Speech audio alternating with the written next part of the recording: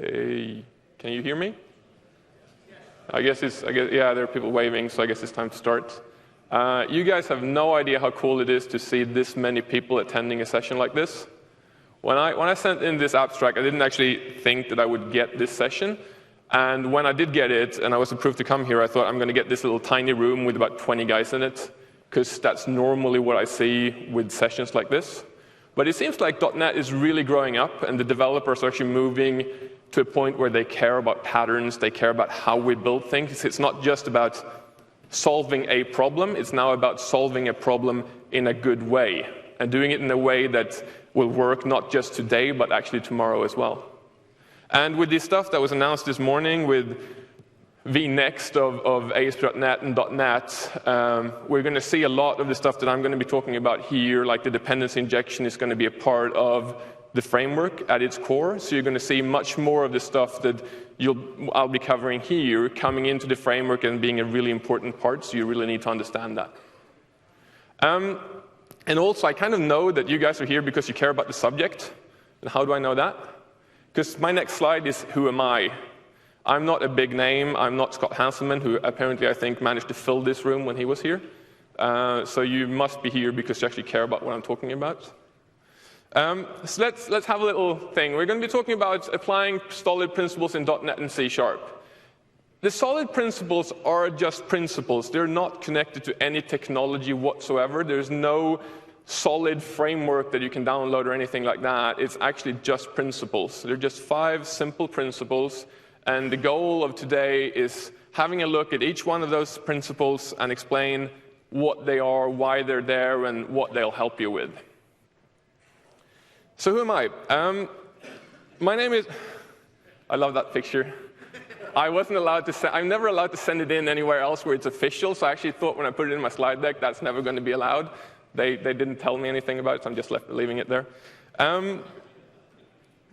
My name is Chris Klug. I work as a software developer at a small company in Sweden called Active Solution. We do custom software development for clients where like a predefined system, pre-built thing, just turnkey stuff doesn't quite work, so we build custom things all the time. Yes, I am from Sweden, so if you don't understand what I'm saying, tough.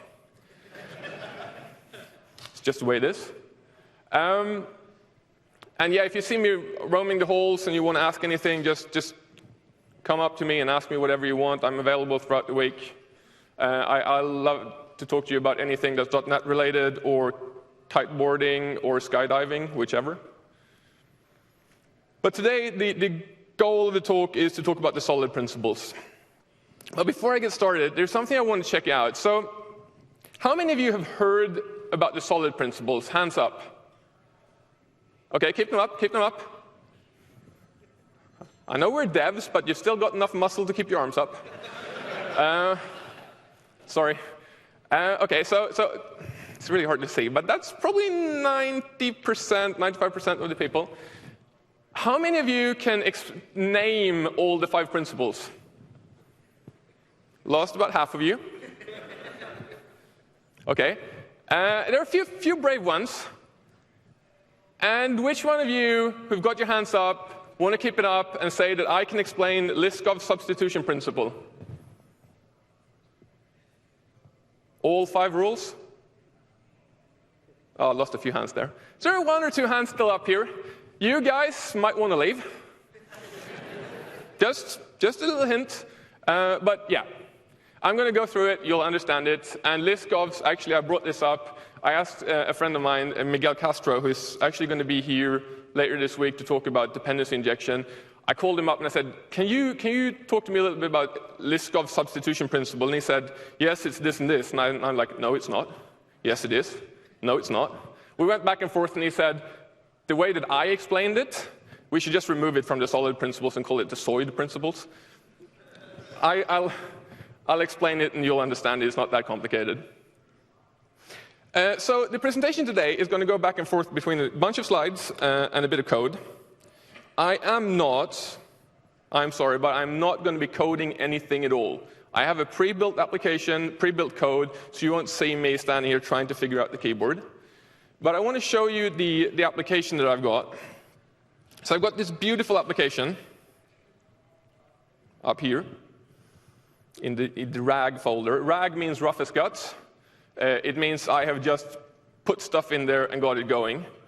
My application looks like this. It's a classical console application. It doesn't do a whole lot more than it reads in a source file, opens the file, reads the content. It's an XML file.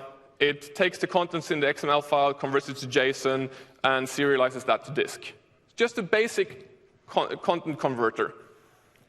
This works, I think. It did last time I tried. But it's kind of the crappy code that you churn out in the first iteration. Just get it to work, get it running.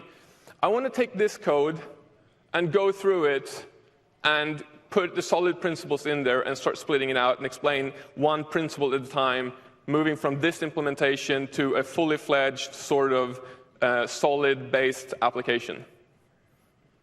Hope that makes sense. If it doesn't, well, that's what I'm going to do anyway. So let's, now that you, did everyone, oh, sorry, just one question. Did even you guys in the back see the code? There are a few shaking heads. I'm just going to make this a little bit bigger so people in the back can see it. Is that enough? Can someone yell? Yes. Thanks. We need a bit of interactivity, OK? Tried hands up, that worked. Now I'm going to voice, that worked well. OK, so the principles. Naming them to begin with. Not all of you were comfortable with naming them. You got S, SRP, single responsibility principle. O, open-closed principle. L, Liskov substitution principle. I, interface segregation principle. And D is the dependency inversion principle. And yes, that is dependency inversion principle, not dependency injection principle. Just, there's a difference. So we're going to start by looking at the single responsibility principle. And the definition of that is a class should have only one reason to change. That's simple enough, right? A little bit different than what you normally hear. People will go, a class should only have one responsibility. OK, it's a slight difference. Only have one responsibility is pretty fuzzy. What is a responsibility? It kind of depends. A class should only have one reason to change. Well, there's always only one reason to change. Changing requirements, right? So I've solved that one. We can just keep building. We don't even care about single responsibility because there's only one reason at all times. Not quite. So if we take that and we change it into, there can be only one requirement that when changed will cause a class to change. That is actually much more precise and much more to the point. Basically saying that when we build a class, we look at all the requirements for our system or the requirements that affect that class, and we build it in such a way that only one of those requirements will ever cause the class to have to change. For me, that takes it pretty far from it should only have one responsibility. My application has one responsibility, to run. It's not really precise enough. If you think this, it actually makes you think in a different way and makes you implement it in a different way in most cases. So I have this thing here. Somebody told me when I started programming. I don't have an official degree or anything about computer programming. I'm self-taught. But somebody told me along the way that nouns are classes, verbs are their functions, and adjectives, whatever it's called in English, are their properties. Has anyone else heard this? I've used this a couple of times, and the last 10 times I've said it, people have looked at me like I'm crazy. It's like, I've never heard that. OK? I've heard this. This is pretty good for building object-oriented programming stuff, but we have to start thinking a slightly different way when we start doing solid stuff and we start looking at single responsibility. We might want to have a look at nouns being classes. Yes, that's obvious. Verbs are their functions. Might be true, but we might also want to start looking at taking functions or our verbs, things we need to do, and turn them into classes as well. Because as soon as we start taking the little pieces of functionality that we've got and pull them out into different classes, we get a class that's actually responsible for one thing and can only change if one requirement changes. And it makes it a whole lot easier to change the way our application works because we can switch out functionality without having to modify classes, but changing the classes that do the functionality. So the code that I've got, we'll look at breaking that up. First of all, I started out by refactoring my code a little bit so it's easier to read. And I came up with this. I got my main class. It has a source file name and a target file name. It has a method now they call it basically get input. It takes a source file name, gives me a stream, or actually it gives me a string. It takes the string, parses it using getDocument to a document class. And if you wonder, the document class is really complicated. I didn't feel like going anything further. It's the principle that counts. After I got the document, I have another method that serializes it to disk. I should serialize it to a string, and then I have another one that persists it to disk. So it's easily broken down into things like that. So this is what you'd come out of doing a simple refactoring without thinking about breaking out classes and things like that. Taking it at one step further and actually introducing a bit of single responsibility, because that thing is breaking so many rules at the moment because it's doing everything on its own. So I refactored it so that my class looks like this. This class is now responsible for one thing only, figuring out what source file and what target file to use, and then it shoves everything off to another class to do the rest of the stuff. OK, that other class is now breaking a whole lot of things, but OK, that's at least one step out. And I've got my convert format, which in turn has broken down the things that needs to be done. Basically, the method I had before are now broken into little external classes that do one thing. I've got a document storage class. It's got one single responsibility: read and write, or communicate with storage. Basically, read and write my information. I got an input parser, a class that basically parses my input, my XML, and gives me a document back. I got a document serializer, the guy that's responsible for serializing my document down to a string again. So I've now just simply taken all of my methods that I identified in the first step, in my refactoring step, broken it into different classes. Very, very simple. Each little class becomes really simple. Input parser. It's about that much code. Very, very easy to read. Really simple, nothing complicated at all. And all of my classes basically turn out to be the same thing. They're tiny little things, really easy to read, really simple to implement, really hard to get wrong.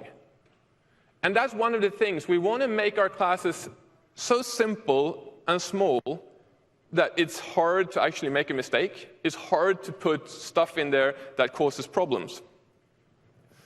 And I've also put in some exceptions that can be thrown and things like that. It handles everything nicely. And my document serializer here is just as simple. Somebody might now argue, why did I implement a document serializer when all I call is JSON convert.serialize object? Why not go straight for JSON.NET and use JSON convert straight away? Well, it just felt good at the moment to do it like this. I will come back and I'll actually switch that out later on. So basically, taking that step already now and not locking myself into using JSON.NET, I'm open to the idea of being able to do another serializer in the future. So break it all down, give them each one single responsibility, one single thing that they have to do. That's all a class should be doing. What about repositories, though? Or other edge cases? We're sort of on the verge in some cases. I don't know why repos came up as the first thing I thought of, but repositories are one of those that I argue a bit back and forth with people, especially people at work. A repository actually does two things, right? It both reads and writes things to whatever storage medium you got in the back end. That's fine from a single responsibility point of view if you never have the situation where you want to split that out. What if I want to modify the way it reads things, but not the way it writes things?